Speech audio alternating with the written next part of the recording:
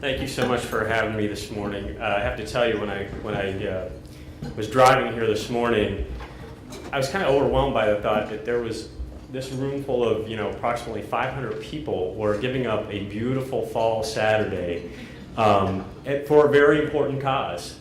And, to me, that was, an incredible, uplifting thought, because that's what I focus my life on, is helping change the lives of young folks and help them get a better life. And I want to thank Chuck for having me here. I remember we were just introduced, we feel like old friends, but we were just introduced maybe less than 4 or 5 months ago by a mutual friend, Mr. Glenn Mahone.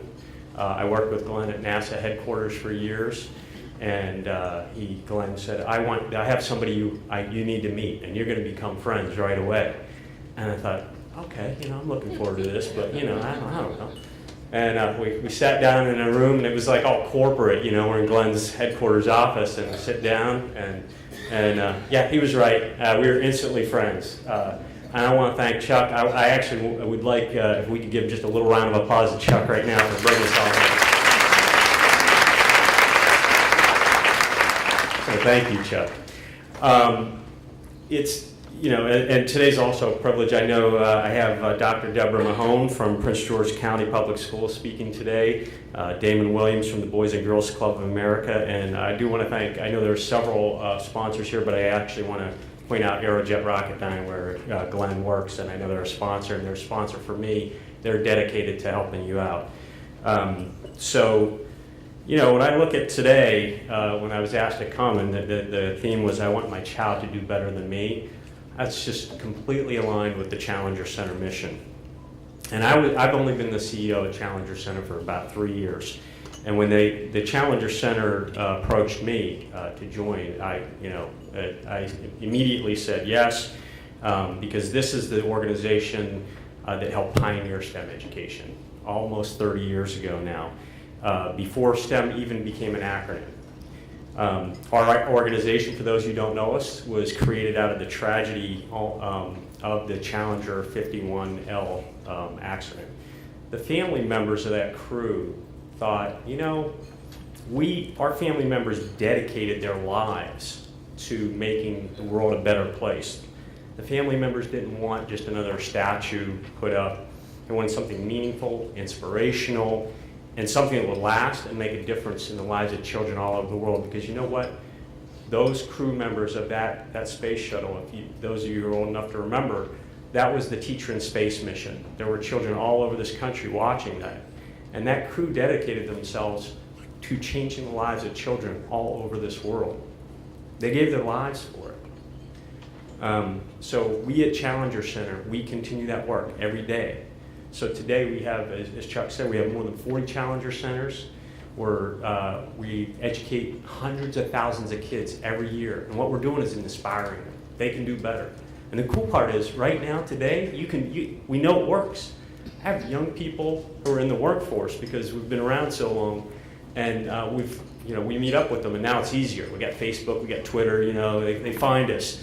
And I have one young lady, and those kind of stories are interesting too, because young ladies 30 years ago were discouraged from studying math and science. It wasn't their, thing.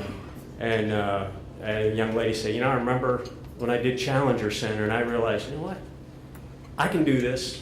I want to do it. I'm going to do it. And now I work at Mission Control at NASA. I mean, she took it literally, and she did it. So if you've never been to one of our Challenger Learning Centers, like we said, there's one down the road here. I'm going to give you a taste of what it's like today. The kids love it. I got to tell you, kids love it. They come out just completely energized, but so do the adults. So when you go, you'll want to be a part of it. We do let you have that chance.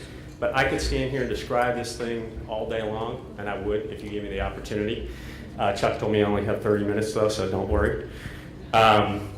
But the best way to hear about it is from the teachers and the students that have been there. And we have just a short clip. It's a couple minutes long. And I have to preface this, if you can get that ready, by saying this was footage taken in a Challenger Center. None of it's scripted. You'll know why I'm saying that in advance once you see it, because some of these kids come off as like getting ready to take my job over. Better spokesman for the organization than I am. Thank you. I've watched that video hundreds of times, and I still love it every time. I still watch it every time I'm showing it, because I watched it, and when you're there live, and I guess you've seen it here, these kids get immersed. You give them an opportunity to engage in a meaningful way, and I see the transformation in them. What you didn't see in this video is sometimes kids come to our center, they've had a rough day, things haven't been going their way, and it's just another educational experience. They get their hands in their pockets, and then when they leave, that picture at the end where they're all jumping up, that's it. At the end, we're always accomplished. They're high-fiving, they're talking over each other, so they're having a great time, and it's a pleasure to watch them change. And that, we're we've integrated into this teamwork, collaboration, communication. These are all these 21st century skills that we talk about in the classrooms now. Interestingly enough, it wasn't a stretch for us. Those are things we do in the space program, and I know that from having worked there as one of the chief rocket scientists. We let these kids experience that space mission, and taking it back to what I said earlier, they're completing the mission that our Challenger crew did not. They're told that, and they take it seriously, very seriously. So we're proud of the work we do, and one of the things I want to say again is, we're honoring that crew of 51L who dedicated their lives. And I looked out here today, and I thought about it as like, you are here today trying to make a difference for your kids just the way they are. And I want to encourage you, and I bet you already are, not just your kids, but other kids. Bring them in the fold. Help them. Be a part of the community. It's going to take all of us. All of us are working hard on this. So let's work together. This is the part where it's sometimes hard for me. So the families. By the way, the families of these crew members, the widows, the children, they're still around. They're still on my board of directors. I talk to them weekly. This is still very much in their hearts. They're here behind me. They're here supporting you. And I want to talk about, why do they do this? Why do we do it? Why am I up here? Why am I saying this is important? I know it's important for my kids. I know it's important for your kids. But you know what? You're part of something even bigger, more important. A bigger system. The future of our country, the future of our civilization rests with this generation. I know we say that all the time, but our economic well-being, the prosperity that we have, and I know we're going through some tough times, but that we do have is due to the innovation, the technology. Yes, the world leader in innovation technology. According to a recent survey, 45 of the world's top 100 innovative companies are American. And experts say that our economic growth over the past 50 years, at least half of that, without a doubt, is due to our ability to innovate and have technology. So and our world is technology now. You know it. I mean, your kids are better at the iPad and the Kindle and everything else. It's all part of you guys. You're using it. You have to know how to use this. So more than ever, our workforce is STEM. You need to have a STEM-capable workforce. But we're at risk. We're at a big risk. There is a problem, and it's good to talk about here. So we have 50 million students right now headed off to nearly 100,000 public elementary and secondary schools this fall. 50 million, that's a lot of kids. Get a fresh start. It's kind of cool to think of all these you guys going off. But statistics show that 1 in 5 of the students will not graduate from high school. To me, that's a lot. 1 in 5. Look around at your table. One of these tables has about 10 people. That means if you're sitting at that table and you were students, 2 of you are not going to be there at the end. It's terrible. Let me put that into perspective. A student, if I were to take that average over the year, that means a student drops out every 26 seconds. So in the time it takes me to finish this speech, that means we'll have about, if you guys will indulge me, this table stand up. Could you stand up, please? This table stand up. That table. Could you stand up for a second? I have my VIP table stand up. Okay. We're going to get you guys to stand up. Okay. Get another one. Back there, that table. Yep, you. I was going to pick whoever went me.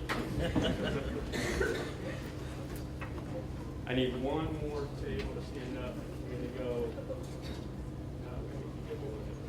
this way. Somebody back there.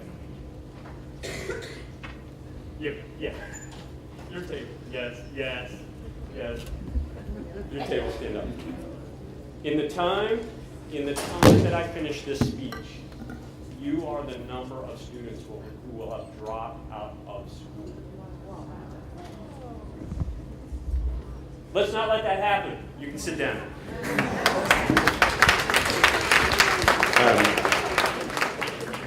I have other statistics. I think that one was scary enough. I don't even want to read the other ones.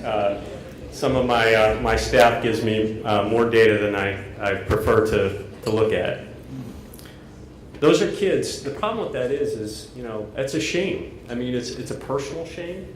Those kids, just like every one of us, when they started, they had hope, they had dreams, they had potential. And it's a shame for them, but it's a shame for all of us. We need them. We need them. And why did they make that decision to drop out? Why are they doing it? Chuck's putting together this conference. I think he's got a lot of the answers here. I've looked at the speakers. I've looked at what's going on. He's obviously the people, you who are here, are people who are making that choice. But it's not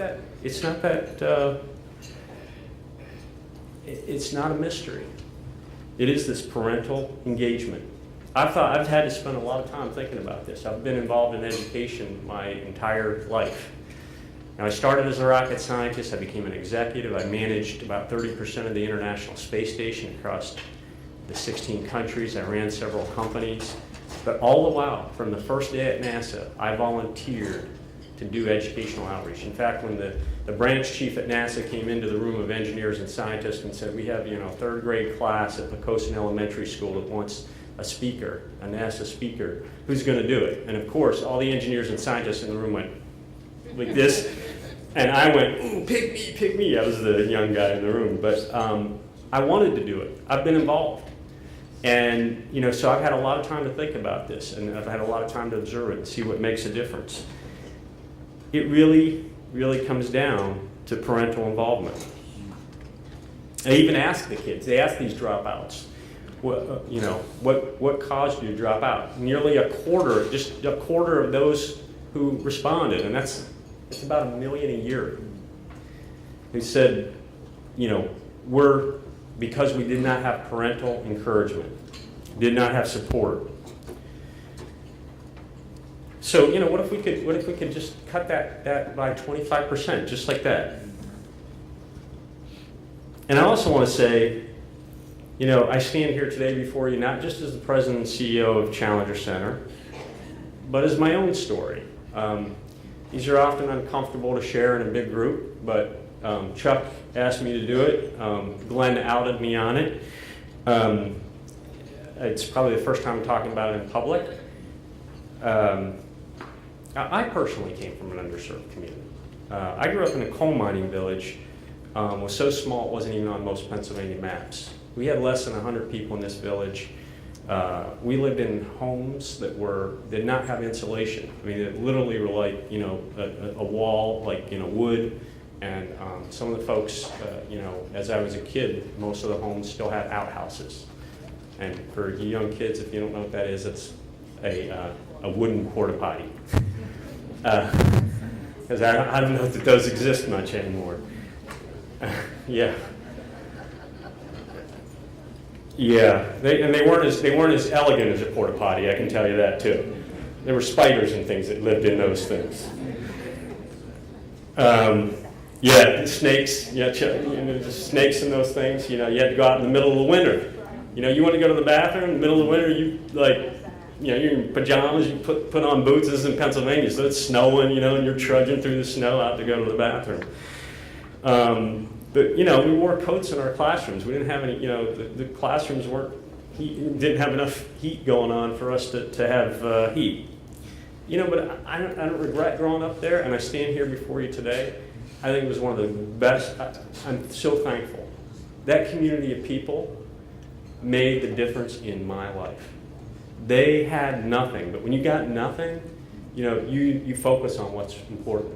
What was important was community, family, friends, hard work. You know, that's the only way out. That was it, you know. I mean, you know, my parents instilled in me, and my community did. Be genuine, be honest. You know what? Because you got a long life ahead of you, and you want to have good relationships everywhere. And those are all the lessons that carried me. And I had parents, and not just parents, but you know, I had neighbors who cared. You know, we all remember, you know, some of the older folks here, if you were running around, if you had one of those neighbors and you were running around and you were doing something you shouldn't be doing, by the time you got home, your parents knew.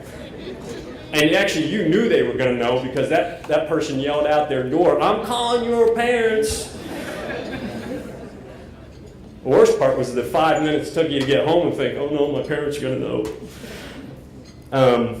You know, so we didn't let the lack of resources stop us. They never, ever let me stop dreaming. They never let me think that, you know, whatever I wanted to do wasn't possible. And we found a way. You know, so I pursued my dreams. I went off to Penn State. I got a bachelor's degree in a fellow Nittany Lion over here. Well, you know, commiserate later. I got a taste for that success. I mean, to be honest, it was a little bit comical. I got to Penn State and I was just so overwhelmed. I mean, it's a huge school, and you know, I think at one point I had to declare what kind of engineering I was going to do, and I was just trying to get through this thing. And I literally, because I had no role models in my life, no concept of what people did in the real world. I mean, you're lucky to be here today. You're going to talk to other experts, and you probably had experience. I had no idea, to the point I had to go to the registrar's office the last possible day I could figure out what it was I was going to do in engineering. And I was doing engineering just because it had some natural talent in it. It seemed like a cool thing to do. And I got there, and the lady at the registrar's desk said, "Well, you got to fill out this form to declare what kind of engineering." And I said, "Well," it was kind of like I was at the ice cream shop. I'm like, "Well, what do you got?" And she was just like, "What?" You know, and I was like, "Well, what kind of engineering do you have?" You know, like, so, you know, I made it through. You know, eventually went off and got a master's degree at Old Dominion University while I was working at NASA. I got selected into the group at NASA that designed, these were the titans of space. They were the guys, the engineers I worked with were the guys who designed the Apollo capsules, you know, Gemini, Mercury. You know, and the astronauts who flew on these things, they're the guys, you know, we work with them daily. You know, they're our you know, they actually want to make sure we're doing our jobs, is what it comes down to. They got to fly on this thing. But they're wonderful guys. I was very fortunate. And, you know, it was really the work of my parents who got me through that. Said, "You can do this, you can move it along." And you know, I've since been able to go back now and give the commencement speech at my high school and encourage students who are sitting in the same seats that I was sitting in to tell them, you know, you can do this, keep dreaming. And in fact, that community today, you're lucky you have a Challenger Center here.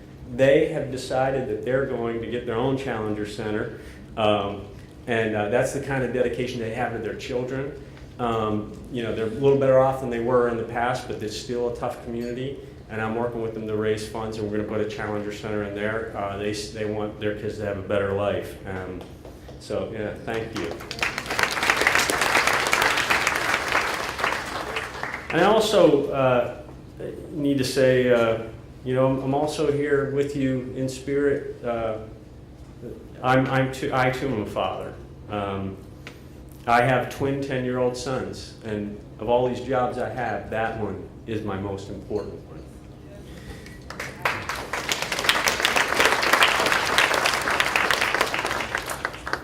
One of my, you know, every one of us has stories, you know, of, you know, the challenges and what we do, and I know it's not easy. It's the thing, you think you're ready for parenting, and you always think, it's going to be challenging, but I'm up for it, until it happens, and then whoa.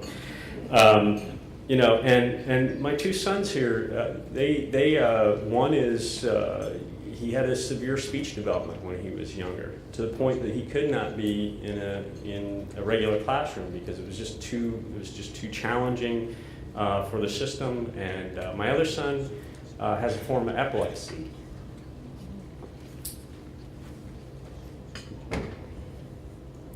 It prevents him from being able to focus all the time. It's not the grand mal seizures. In fact, it's petit mal seizures. So it happens every day, all the time for him. But we never let it be an excuse. We don't talk about it that way. We've pushed these guys, worked with their schools, their communities, found paths, found the right resources after years of working through that, and literally years to get the right spot for these guys, Dealing some days with what seemed like infinite roadblocks with teachers or different folks. They're doing great. They're doing.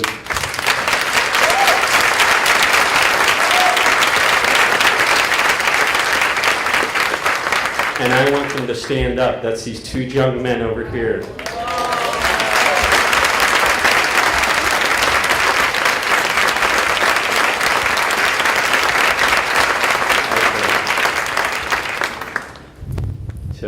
And I thank them for coming with me today. They actually really, really wanted to come. I didn't know if they'd want to listen to. We were having breakfast this morning. I'm like, you guys know you have to listen to me for like a half hour, which is way longer than you ever have listened to me.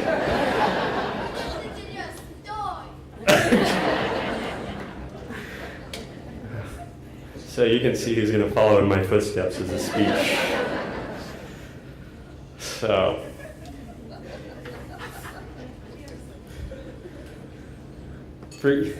For years, so for years, experts have been. I'm going to move on and say, well, let me say this. You see where I'm from. You see where I'm with these kids. I want you to join in with me. I mean, you're here with your kids. You're doing this. I want you to join in with me. We're all moving forward on this together. It's a beautiful thing. You're here with people. You're going to meet different folks today. Let's move it forward.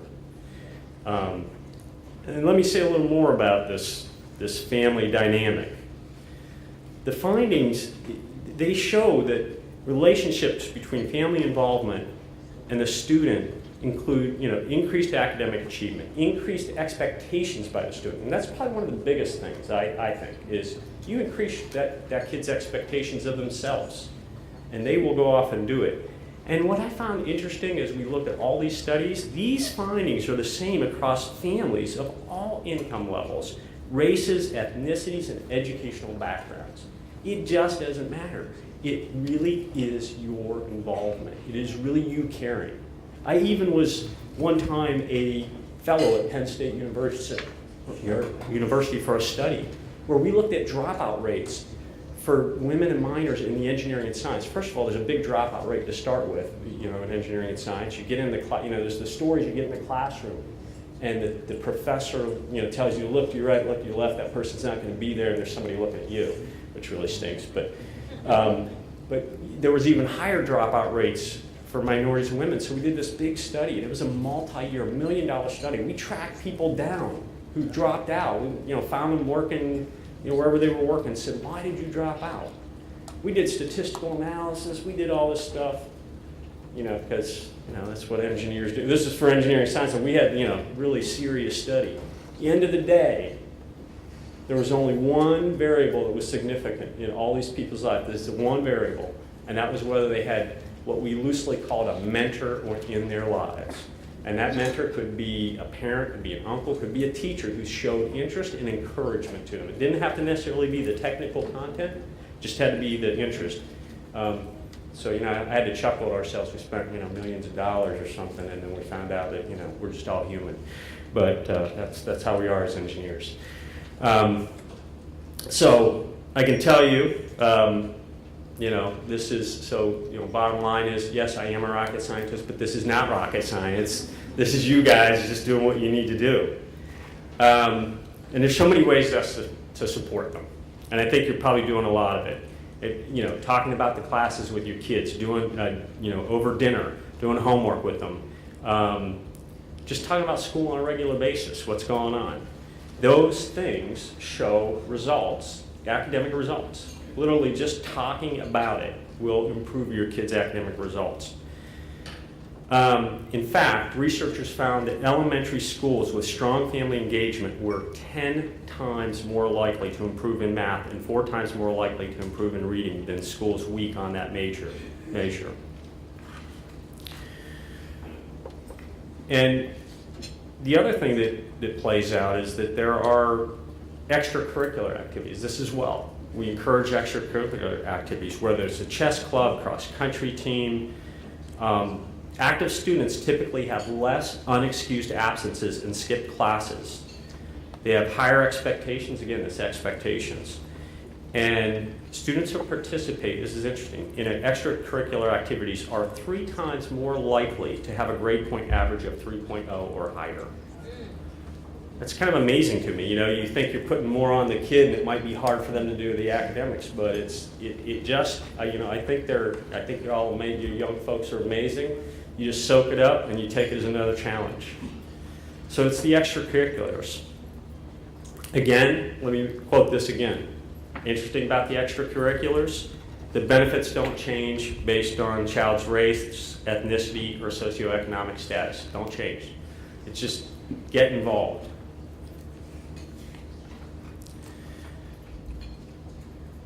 And you say, well, why does that happen?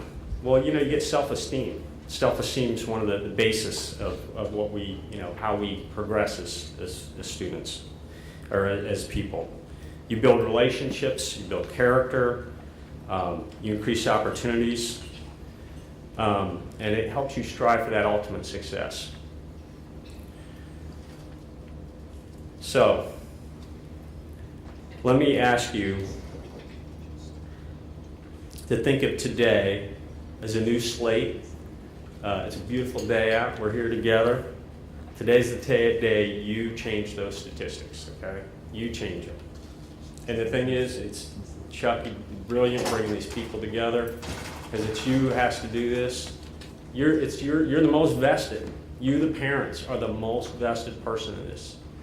I know the schools mean well and they do well, but it's you. And so today is the day you take a pledge, change your child's life for the better. I want my boys to be better than me. They're almost there, quite frankly. I mean, they're kicking my butt in all the sports already, and I thought that was 3 years away. But it's not, it's here now. So I want you to join me in this commitment. Can you all please stand up right now, please? And I want you to stand up. I want you to say after me, I want my child to do better than me. Let's hear it together. I want my child to do better than me. All right.